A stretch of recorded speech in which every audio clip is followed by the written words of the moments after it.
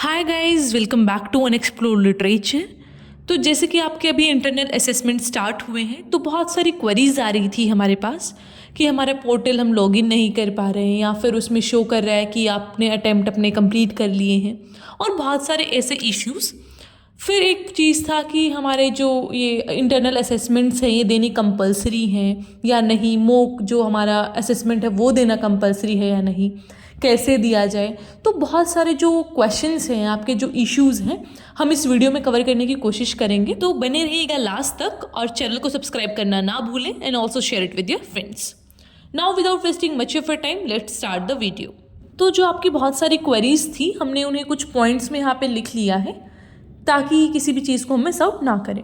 So our first thing is impact on overall result. ये बड़ा ही frequently asked question था कि मैम ये जो हमारा इंटरनल असेसमेंट हो रहा है उसका इम्पैक्ट हमारे जो रिजल्ट है उसके ऊपर पड़ता है नहीं पड़ता है, उसमें मार्क्स जुड़ेंगे या नहीं जुड़ेंगे। सो टू मेक इट क्लियर, आपके जो ये इंटरनल असेसमेंट के मार्क्स हैं वो जुड़ने वाले हैं फाइनल पेपर में, इसलिए काफ़ी अच्छे से इसको अटैम्प्ट करिएगा। इसको हल्के में नहीं लेना है because that will impact your overall results. ठीक है, जबकि ऐसा हो रहा है कि ऑनलाइन है फिर भी आप स्कोर नहीं कर पा रहे हैं उसमें, तो बहुत सारे रीजंस हैं इसके पीछे। तो उन चीज़ों पे आपको काम करना है because you can not take this lightly. अगर आप इसको लाइटली लेते हैं तो फिर रिजल्ट इम्पैक्ट होगा, फिर वो कुछ काम की एक बात नहीं होती, मतलब वो समझदारी का एक बात नहीं है कि आप ऑनलाइन चीज़ को भी छोड़ दे रहे हैं। ठीक है, तो रिज़ल्ट पे इसका इम्पैक्ट ज़रूर पड़ेगा और कई बार तो फिर वो ओवरऑल रिजल्ट में भी आप तभी पास माने जाएंगे जब आप इन इंटरनल असेसमेंट्स में भी पास हैं। तो देन इस फिर ये था कि 2021 वाले बच्चे बोल रहे थे कि क्या हमें भी करना है ये वाली चीज़ इंटरनल असेसमेंट। तो ये जो एप्लीकेबल हैं वो 2022 और 2023 वाले बैच के बच्चे हैं, तो 2021 वालों को अभी कुछ इसमें नहीं करना। So first and third semester students of 2022 and 23 are eligible for it. फिर बात करते हैं ब्लूप्रिंट की कि भाई क्वेश्चन कैसे आएंगे और क्या कुछ टाइमिंग रहेगा। तो इसमें आपके 35 क्वेश्चंस आने वाले हैं जनरली। कुछ सब्जेक्ट्स होंगे जिसमें कम ज़्यादा हो जाएगा, ठीक है, उसका कोई ऐसा मेजर डिस्कशन नहीं है, और 45 मिनट्स आपको मिलेंगे ये चीज़ें करने के लिए। अब सबसे मेजर प्रॉब्लम जो स्टूडेंट्स फेस कर रहे हैं दैट इज़ कि हमें ऑनलाइन में क्या आदत होती है कि भाई क्या करेंगे, स्क्रीन को मिनिमाइज़ कर लेंगे और पीछे अपना गूगल करके लिख देंगे आंसर। लेकिन इस पोर्टल के अंदर क्या किया गया है कि अगर आपने स्क्रीन को मिनिमाइज़ किया, लेटेस्ट से आप फ़ोन पे कर रहे थे तो आपने उसको मिनिमाइज़ किया और पीछे गूगल चला लिया, तो जब आप बैक आएंगे उस स्क्रीन पे तो आपका जो आंसर है, जो आपका पोर्टल पे पूरा असेसमेंट चल रहा था वो ऑलरेडी सबमिट हो चुका होगा, तो फिर कोई फ़ायदा नहीं है। अब इतने तो आप समझदार हैं कि मैं आपको यहाँ पे क्या बताना चाहती हूँ कि उस फ़ोन में तो नहीं छेड़ना है जिसमें पोर्टल चल रहा है। Saying nothing directly, just don't like minimise that screen जिस पे आप काम कर रहे हैं। एक तो इस चीज़ का आप ध्यान दीजिएगा क्योंकि बहुत सारी ऐसा क्वेरीज भी आई थी पहले भी। मैंने इस चीज़ को मैंने सोचा कि नहीं, बहुत सारे चैनल्स हैं जो इस चीज़ से डील कर रहे हैं, but you requested me again and again. मेरे पास काफ़ी पर्सनल मैसेजेस भी आए कि हमारा क्या हुआ कि कुछ क्वेश्चन के बाद ही सबमिट हो गया था जिसकी वजह से we could not do that. तो वो चीज़ें आपको बहुत ही ध्यान से करनी होती हैं क्योंकि एक तो DU का एडमिनिस्ट्रेशन ऐसा है कि वहाँ पे थोड़ा सा हल्का काम चलता है, तो वो चीज़ें आपको अपने एंड पे भी थोड़ी देखनी होंगी कि आप कुछ ऐसी गलती ना करें जिससे प्रॉब्लम आए आपको। ठीक है, ये चीज़ हो गया। Then our next thing is, हाँ, ये फोर्थ वाला इशू हमने इसी में कवर किया है कि ऑटोमेटिकली सबमिट हो जा रहा है असेसमेंट। वो ऐसा इसलिए हो रहा है क्योंकि आपने स्क्रीन को मिनिमाइज़ कर दिया और जो आपका LMS पोर्टल है वहाँ पे फिर ये इशू आएगा क्योंकि वो डिज़ाइन ही इसलिए किया गया है कि आप उसको चीटिंग के लिए यूज़ ना कर पाएँ, मतलब कि आप उसको मिनिमाइज़ करके पीछे गूगल ना करें। ठीक है, ये चीज़ है। तो वो फिर आप कैसे कर सकते हैं वो आपको बड़े अच्छे से पता है, तो उसको तो मिनिमाइज़ मत करिएगा।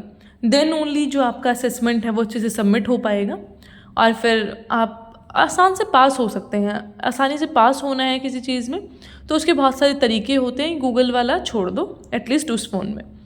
Then the fifth point is passing criteria कि भाई इसमें पासिंग क्राइटेरिया क्या है। तो 40% का इसमें पासिंग क्राइटेरिया रहेगा, तो जितने भी क्वेश्चंस हो, जितने भी मार्क्स का हो, तो फिर आप उसके अकॉर्डिंग उसे देख सकते हैं। तो 70 मार्क्स का होता है ये। तो इसका जो 40% मार्क्स है वो आपके पासिंग क्राइटेरिया होंगे, मतलब इतने नंबर अगर आपके आ गए तो यू विल बी कंसिडर्ड पास। ठीक है, तो आपके ओवरऑल रिजल्ट में ये चीज़ फिर अफेक्ट करेगी। Then the sixth question is, are this compulsory? Okay, so coming on to this question, हाँ दिस आर कंपल्सरी, क्योंकि फर्स्ट पॉइंट में ही हमने डील किया कि भाई ये ओवरऑल रिजल्ट में जुड़ेंगे और जो चीज़ ओवरऑल रिजल्ट में जुड़ रही हो वो ऑटोमेटिकली कंपल्सरी हो जाती है, क्योंकि अगर आप उसे नहीं करते हैं तो फिर नंबर आपके डिडक्ट होंगे या फिर आपको उस सब्जेक्ट में ऐसा एलिजिबल भी कंसिडर ना किया जाए। तो फिर इन चीज़ों से बचो एंड जस्ट डू दैट, क्योंकि एक तो घर पे रह के करना है, कोई ज़्यादा लोड लेना नहीं है कि भाई कहीं जाना है, हम तो आ नहीं पा रहे हैं, सो इश्यूज़ लाइक दैट। तो वो चीज़ें थोड़ी सी आपको समझदारी से करनी होती हैं कि भाई कोई ऐसी अपने एंड की तो चीज़ ना छोड़ो, क्योंकि एडमिनिस्ट्रेशन तो जैसा है, जो भी चीज़ें चल रही हैं वो तो हम नहीं सॉल्व कर सकते, क्योंकि सर्वर भी कई बार प्रॉब्लम कर देता है। सर्वर इसलिए प्रॉब्लम करता है क्योंकि बहुत सारे बच्चे लॉगिन कर लेते हैं, तो नए नए सर्वर में थोड़ी प्रॉब्लम आती है। We can not just blame someone for that, ठीक है।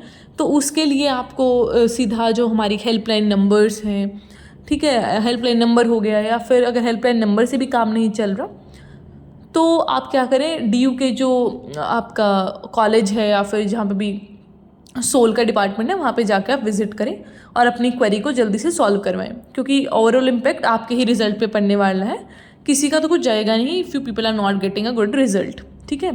तो काफ़ी सारे बच्चे इस चीज़ को लेके बैठ जाते हैं कि ठीक है अब हमारा तो पोर्टल ऐसा शो कर रहा है, अब क्या करें। तो ये सारी चीज़ों को डील करने के लिए आप थोड़ा पेशेंट रहिए।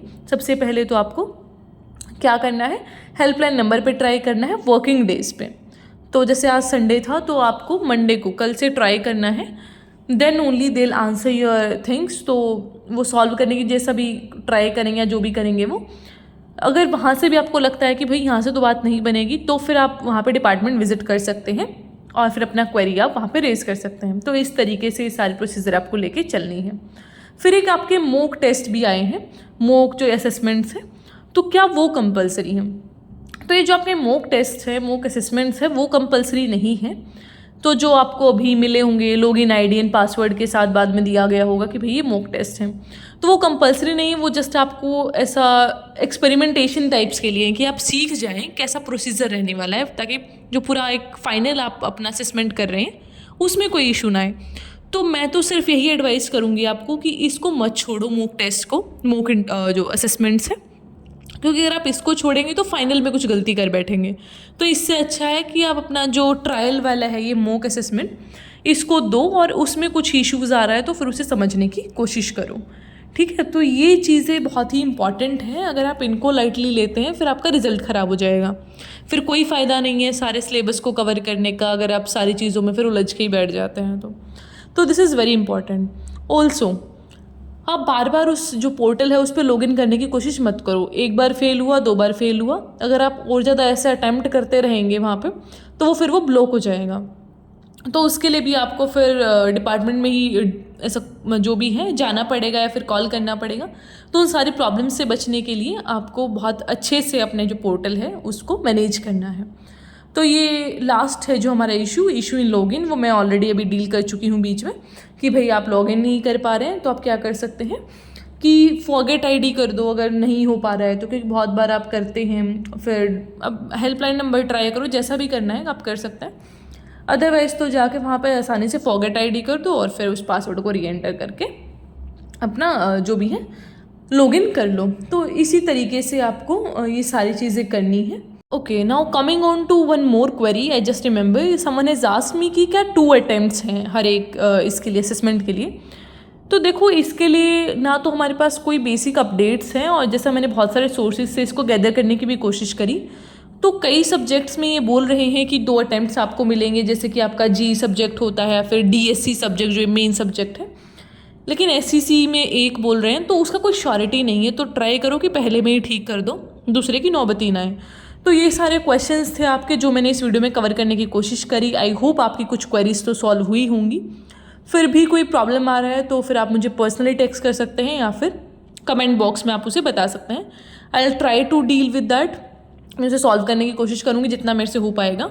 And your peers can also help you, तो जो भी आपके फ्रेंड्स होंगे क्लासमेट जिनको पता होगा वो भी बता देंगे आपको। तो ऐसे फिर आप एक इंटरेक्शन से अपनी प्रॉब्लम सॉल्व कर सकते हैं। Alright, so this was an informative video. I'll meet you in the next video. Till then, take care, stay happy, stay healthy, and thank you for the 5K subscribers. ऐसे ही subscribe करते रहें and also like our videos. Thank you so much.